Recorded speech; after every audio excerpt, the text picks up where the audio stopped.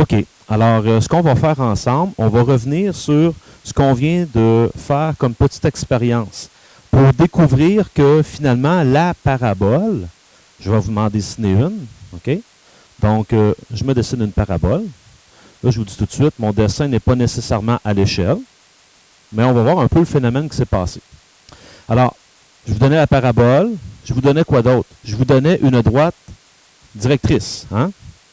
Une droite sur laquelle vous aviez une série de points. Et ces points-là, ce que je vous demandais de faire, c'était d'aller les plier, par exemple, d'aller plier ce point-là, de le ramener sur le point qui est ici.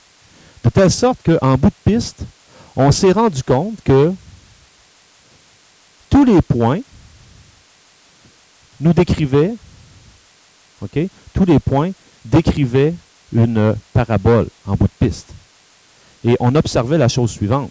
On observait que dans le fond, quand je prends la distance, je vais prendre ceci pour faire voir la distance, quand je prends la distance du foyer à un point qui est sur ma parabole, et ce point-là sur la parabole, la distance jusqu'à la directrice, donc quand j'arrive perpendiculairement, ben c'est sûr, je vous ai dit, mon dessin n'est pas à l'échelle, ces deux distances-là sont égales. Et ça, c'est constant, peu importe ce que je me déplace. Ce qui faisait en sorte qu'on a vu apparaître la parabole. Bon. Pour mieux vous le faire voir, je vais me rendre sur mon logiciel GeoGebra que j'utilise à l'occasion. Hein? C'est des logiciels de géométrie dynamique. Et je vais vous faire voir ce qui s'est passé. Alors, je vais enlever mes axes. Et je vais aller placer des informations que vous aviez au départ. Au départ, je vous ai donné un point, qui était le foyer. Par la suite, je vous ai donné une droite, qu'on a appelée la droite directrice. Sur cette droite-là, je vous ai donné une série de points. J'en ai mis un ici, mais vous voyez que là, j'ai ma série de points. Tous les points qui sont ici, qui se déplacent sur la droite, sont des points possibles. Je vais me placer ici, par exemple. Lorsque je vous ai fait faire le pliage, c'est-à-dire lorsque je vous ai dit de ramener le point D sur le point A, qu'est-ce que vous avez fait en fait? Hein? Vous avez décidé d'emmener ce point-là sur ce point-là. Vous l'avez plié en deux. En le pliant en deux, ben, ça vous donnait ni plus ni moins que le centre, le point milieu. Ça s'est passé pour tous les points. Peu importe le point que vous avez fait, en fait, la dizaine de points que je vous ai fait plier, ça vous donnait le point milieu.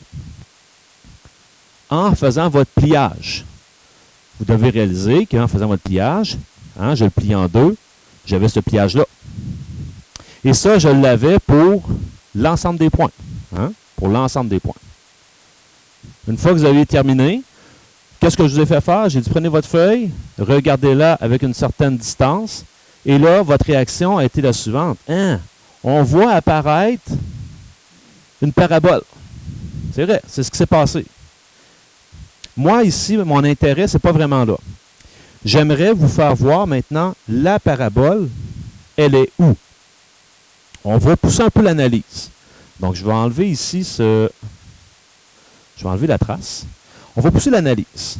On s'est dit, par la définition de la parabole, que c'est un lieu géométrique dont tous les points qui sont sur cette conique-là sont à égale distance d'une droite directrice et d'un point fixe appelé le foyer.